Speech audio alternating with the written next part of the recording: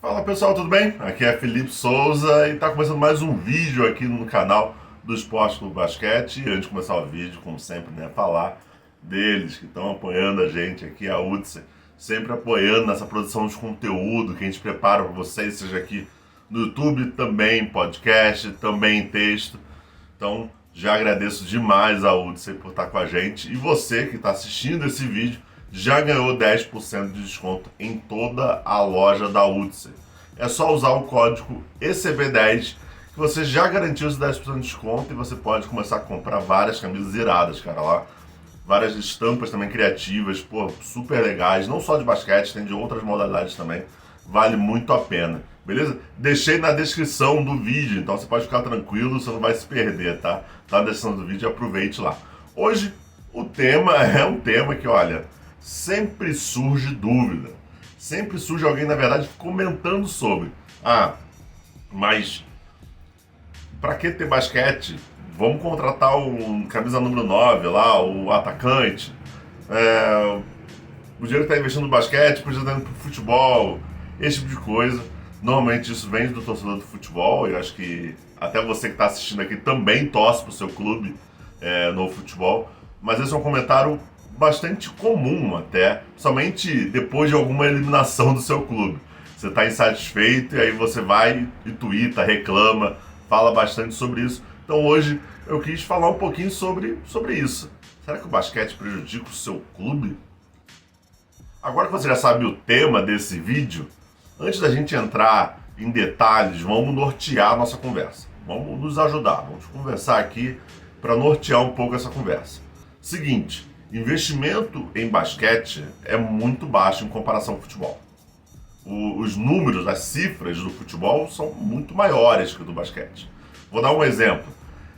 Provavelmente o seu reserva está custando 50, 80 mil reais por mês. Isso é um salário de um jogador top de linha no basquete. Top de linha. Tá? Quiçá até ex-NBA.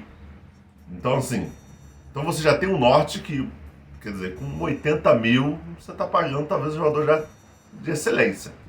Na verdade, o que se diz, a gente não tem acesso aos contratos, diferente do futebol, até a imprensa esportiva que acompanha de perto o futebol, é normal, falar que o jogador está ganhando 1 milhão, o jogador está ganhando 500 mil, está ganhando não sei quantos mil por mês, a multa rescisória é não sei quantos milhões. No basquete a gente não tem isso. Por mais que a gente fique sabendo, mas ainda é muito pouco. Então o que eu posso dizer com tranquilidade, vamos dizer assim, que 100 mil, eu acredito que seja o teto. 100, 120 mil seja o teto de jogador, o melhor jogador do país. Acredito eu. Então, lembrando, não sei valores específicos, mas assim, não passa disso. Não passa de 120 mil mensal. Tá? Então assim, se não passa de 120 mil mensal, já é uma diferença grande aí. Concorda comigo? Então assim, só olhando por cima, provavelmente o reserva da sua equipe ganha mais do que o jogador top de linha, o melhor atleta do país, o suprassumo do suprassumo. Então, isso já norteia um pouco na parte financeira, tá? Para vocês. Então, quando o seu amigo fala assim, pô, mas em vez de estar gastando com fulano de tal, em vez de estar gastando com um pivô de ex-NBA, tinha que usar esse dinheiro para contratar o 9. Será que com 100 mil você consegue contratar o atacante tão sonhado assim que o seu time precisa? O zagueiro, o lateral, o goleiro que o seu time precisa?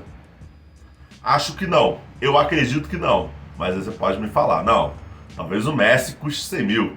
Talvez Neymar custe 100 mil mensal. Não faço ideia, acredito que não. Então, já começa por aí. Financeiramente, a diferença é discrepante entre basquete e futebol. Simples assim. Simples assim. Hoje o basquete sobrevive, as melhores equipes hoje estão investindo na temporada toda, no começo até o final, de 7 a 9 milhões de reais.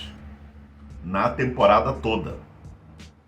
E a gente está falando salário, a gente está falando logística, a gente está falando custeio de ginásio, luz, pessoal da limpeza, Viagem. Ah, mas Felipe, mas a CBC banca os times para jogar no NBB. Sim. Viagem interestadual e hospedagem. Sem alimentação. A alimentação é pelo clube, então. A alimentação o clube paga. O transporte dentro do estado também é a equipe que paga. Entendeu? Tudo isso vai nos custos da equipe. Então, as equipes top de linha estão gastando entre 7 a 9 milhões de reais. Esse número pode variar, obviamente. Mas vamos botar de novo, vamos botar um teto lá. Vamos chutar até, jogar até um pouco mais alto. O teto de 9 milhões e meio, 10 milhões de reais. É o que está gastando a temporada toda. Pagando todo mundo, comissão técnica, todo mundo. O custo. Tudo. Com 10 milhões de reais, você monta uma equipe top de linha no país para, com certeza, brigar pelo título, se não for campeão, para a temporada toda de basquete nacional. Então começa por aí. 10 milhões de reais. Anotem esse número.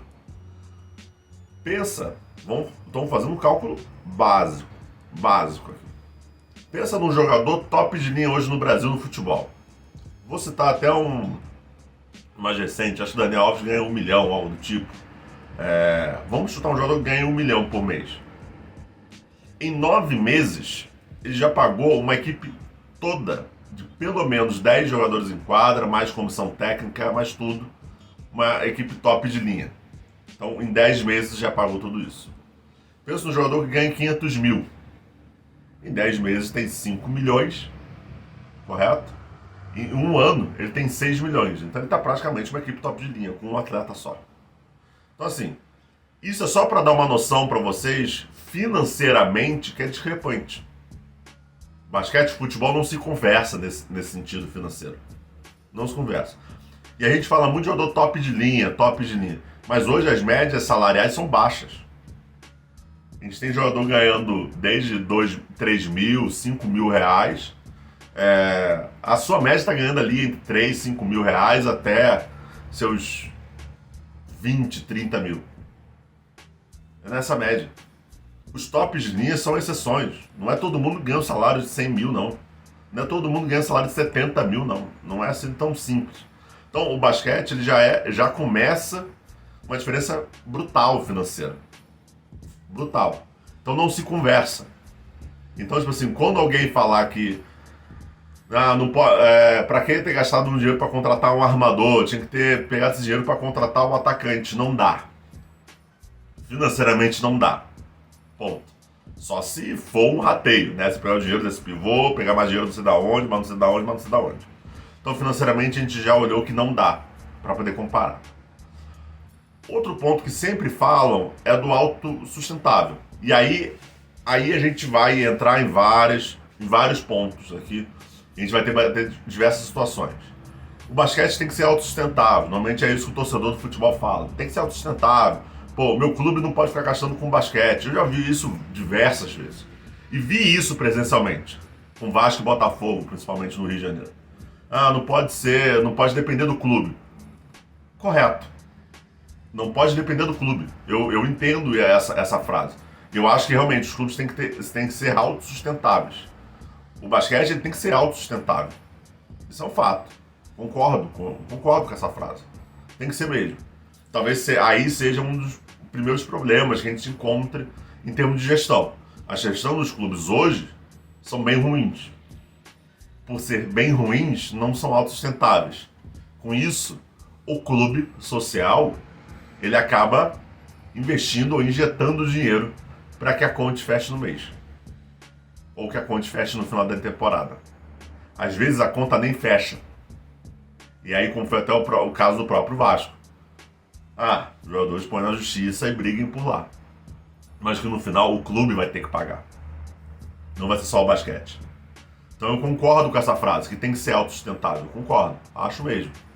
Tem que ser autossustentável. O basquete tem que procurar esse modelo autossustentável. A gestão tem que melhorar. Isso é um fato. Gestão do basquete é amadora, de forma geral. São raríssimos os casos que não são, mas são amadoras. Agora, quando o torcedor, quando a pessoa fala que, olha, tem que acabar porque ele não é autossustentável, aí eu já não concordo com essa frase. Por quê? Porque se não é autossustentável, tem que acabar, então não teremos mais futebol no cenário nacional. Todos os clubes devem. Flamengo, Vasco, Botafogo, São Paulo, Corinthians, Grêmio, não sei, Internacional. Todo mundo deve. Se todo mundo deve, é porque não é autossustentável. Concorda? Não está fechando no zero. Não está se pagando. Tem dívida? Se tem dívida é porque não é autossustentável.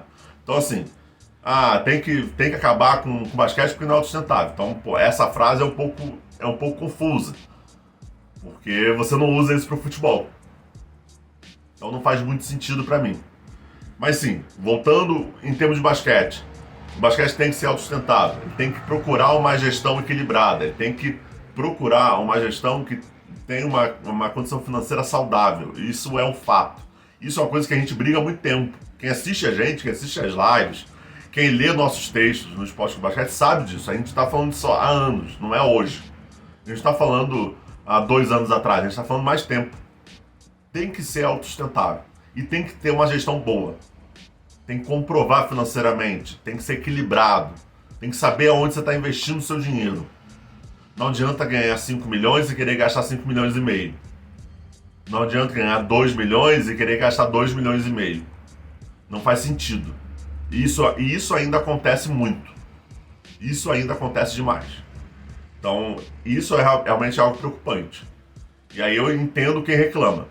Ok, faz total sentido. Tem que ser autossustentável mesmo. A gestão hoje no Brasil é pífia, de forma geral. Como eu disse, é amadora, de forma geral. O torcedor do futebol reclamar, e vou te falar, isso também é um ponto interessante a gente falar. A reclamação do torcedor do futebol normalmente é a reclamação do conselheiro do seu clube. Conselheiro do seu clube. Pergunta pro Flamengo lá atrás, quando começou a investir no basquete,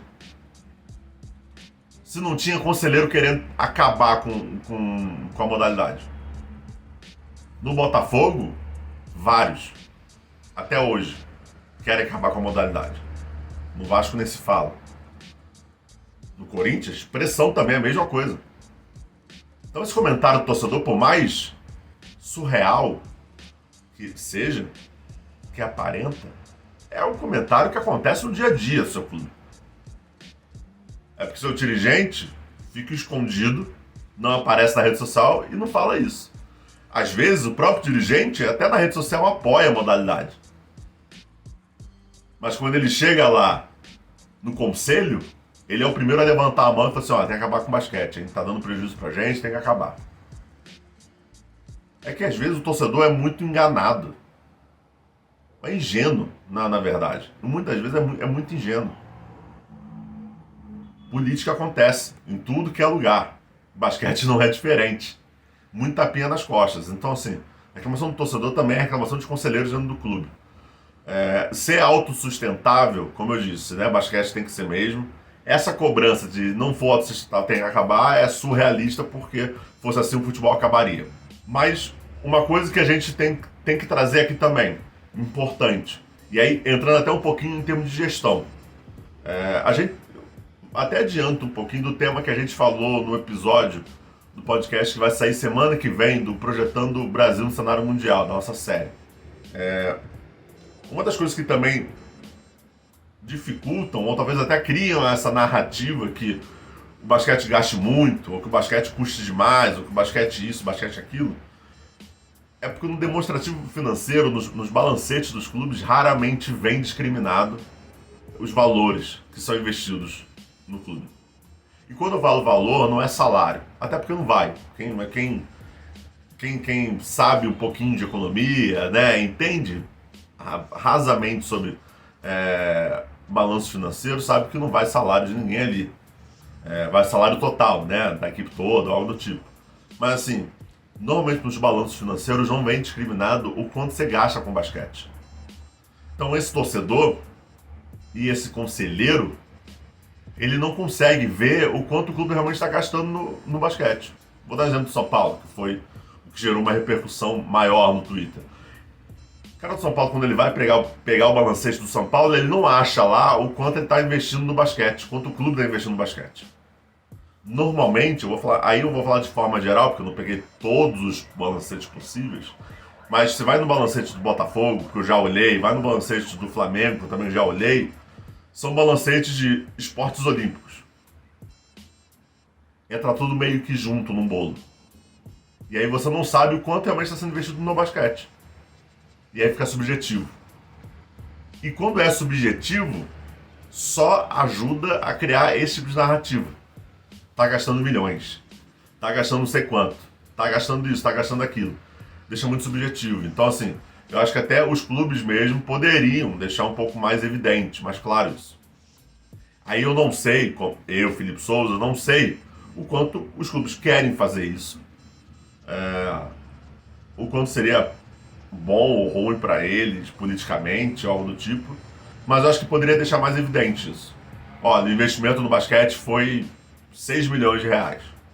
Aí você vai discriminar ali de 6 milhões. Pô, olha, 6 milhões, 3 milhões, 4 milhões foram com salários. Não sei tantos com custeio de logística. Não sei tantos de alimentação. Não sei tantos de transporte. Poderia deixar mais evidente. Eu acho que isso poderia. E até o próprio Lucas Rocha, no episódio que vai sair semana que vem, ele também fala uma coisa que é importante. A maioria dos clubes nem entregam esse demonstrativo financeiro. Você não tem essa transparência. Você não consegue chegar lá no site do Pato Basquete e encontrar esse demonstrativo financeiro. Você não sabe o balancete do Campo Mourão. Você não sabe o balancete do Cerrado, por exemplo. Até tem, até imagino que tenha, tá? Mas não é colocado isso, não é facilitado para a gente poder observar. Para um patrocinador observar. Para o seu torcedor observar quanto está sendo investido. Então, assim, eu acho que essa falta de transparência é ruim. É ruim. E isso os clubes precisam melhorar e muito. Melhorar e muito também. Até para poder diminuir essa narrativa. Quando esse cara falar que, não sei quantos milhões vocês gastam com basquete, não, tá no balancete, cara. Tá lá. A gente gasta só isso, isso, isso. É esse o valor gasto. Quando você não deixa isso muito claro, o cara vai supor. E suposição é muito complicado. É muito complicado nos dias de hoje. Aí entra no disse-me-disse. Aí o torcedor sempre ouviu de um conselheiro falando que fulano gastou 300 mil, que fulano custou 1 milhão, que fulano isso. Essa suposição vira verdade, porque você não tem noção de valores. E aí fica complicado. Então, essa falta de transparência dos clubes em termos de balancete financeiro, eu acho que poderia ser melhor. Como eu disse, não precisa expor salário dos atletas individualmente. Mas, cara, discrimina, como qualquer outra empresa. Não é uma prática incomum. É normal isso, você vai discriminar ali o que a sua empresa está investindo, está gastando. Esse tipo de coisa. Basquete hoje não é fácil de se fazer no Brasil. Isso é um fato. A gente até viu o texto, né? Até leu o texto do Léo Santos, o grande Léo Santos do basquetebol de base Brasil BR lá, pô, bem legal, assim, vale muito a pena. Ele falando dos custos da Federação Paulista. Não, o basquete hoje não é barato de se fazer. Mas não se compara com o futebol. De forma nenhuma. De forma nenhuma. O basquete hoje não é barato, isso é um fato. Não é barato porque ele não tem tanto retorno assim. Ele não tem tanto retorno assim. Esse é o complicado do basquete. Então, quando fizer essa comparação de ser autossustentável, de ter isso, de ter aquilo, o torcedor, ele deveria pensar 2 vezes. Mas a gente entra também num momento que é um pouco complicado. O torcedor é paixão. Cara, no momento da raiva, no momento de frustração, ele não vai pensar 2 vezes em reclamar. Ele não vai pensar 2 vezes em reclamar. O que a Associação São Paulo fez, cara, é normal, é comum. Aparece sempre, acredita. Não é uma coisa aparece de vez em quando, raramente tem, não. Aparece com regularidade, por sinal. E como eu disse, não é só torcedor, é dirigente, é conselheiro, a mesma coisa. Querendo acabar com o basquete, querendo botar a culpa no basquete pela frustração do seu time em campo. A gente tem que conseguir tentar separar. E eu acho que essa é a ideia. A gente aqui no Esporte com Basquete e outros também jornalistas e influenciadores também tentam trazer isso para vocês. Que vocês sejam pensantes. Que quando surgir esse tipo de comentário, você entenda o que realmente é o basquete, financeiramente. Tipo assim, cara, não faz sentido. Você tá querendo que eu não contrate um pivô para contratar um atacante. O pivô custa muito menos que o atacante, pelo amor de Deus. O atacante custa muito mais. Então, isso é pra gente pensar pro futuro.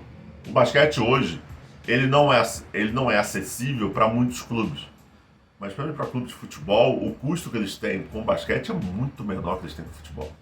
Mas é muito menor. É muito menor.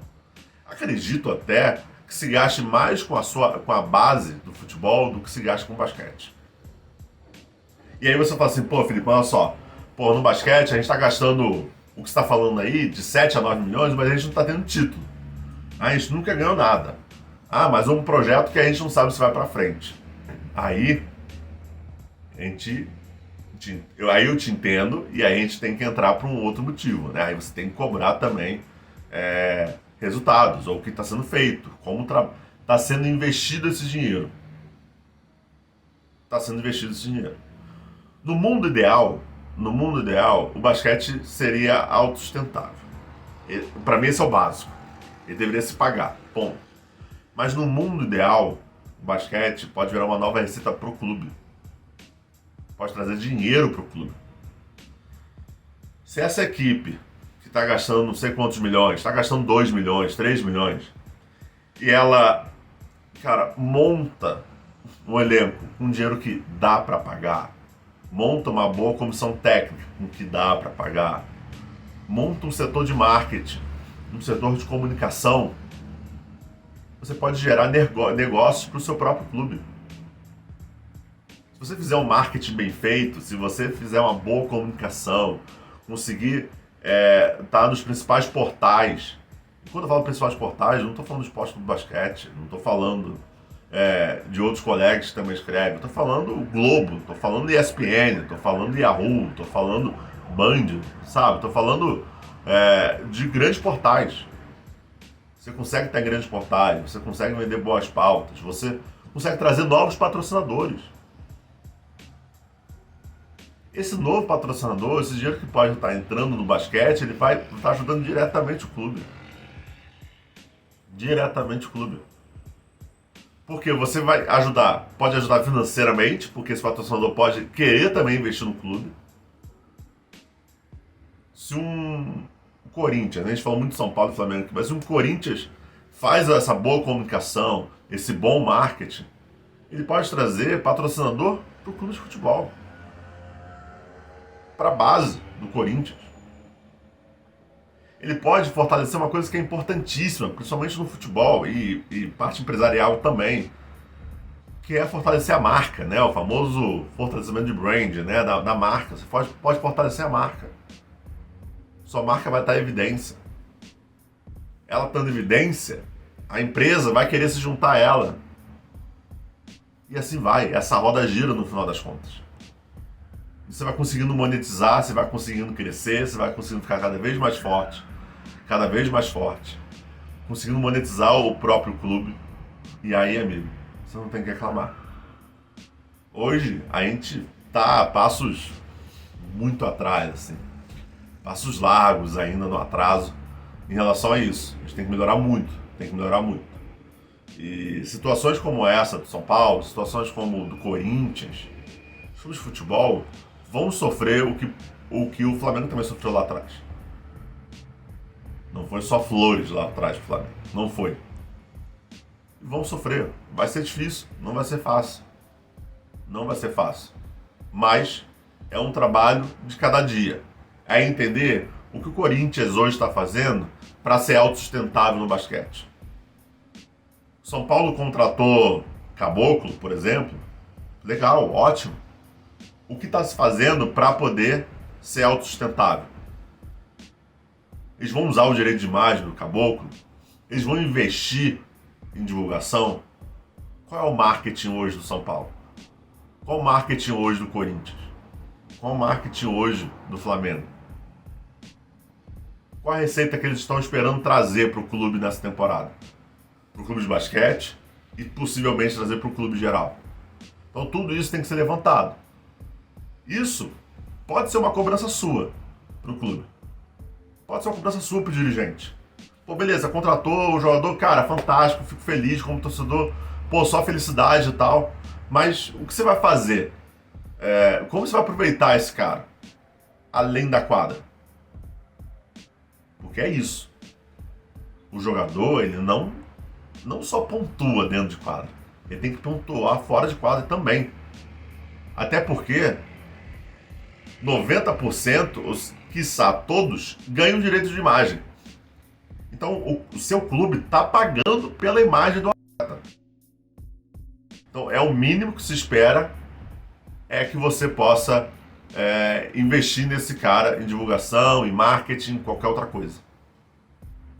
Agora, a gente citou alguns casos aqui. Eu falei de ser autossustentável, eu concordo muito. É bom também a gente olhar para o lado ruim, o lado que não é para se fazer. O próprio Vasco da Gama foi um exemplo de fracasso em termos de gestão. Além de não ser autossustentável, o Vasco da Gama estava muito prejuízo para o clube, financeiramente.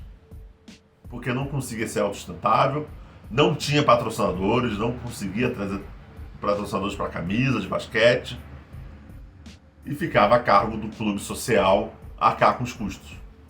Muitos processos trabalhistas até hoje de jogadores que já até aposentaram. Estão ainda procurando para poder receber o seu salário. Para receber o que deve receber, que foi acordado lá atrás. Então, o Vasco da Gama foi um exemplo de fracasso. O Botafogo também, porque o Botafogo ainda está jogando no adulto, vamos dizer assim. Mas o Botafogo não conseguiu ser autossustentável. Briga interna, briga política. Mas o basquete no Botafogo trouxe um título sul-americano que o time de futebol não trouxe. E aí? Então assim, é um debate longo, não é um debate tão simples. Comentário de torcedor normalmente vai ser um comentário raso, e a gente entende isso, vai entender, como eu disse, às vezes na paixão, na emoção do dia, a frustração também do resultado ruim.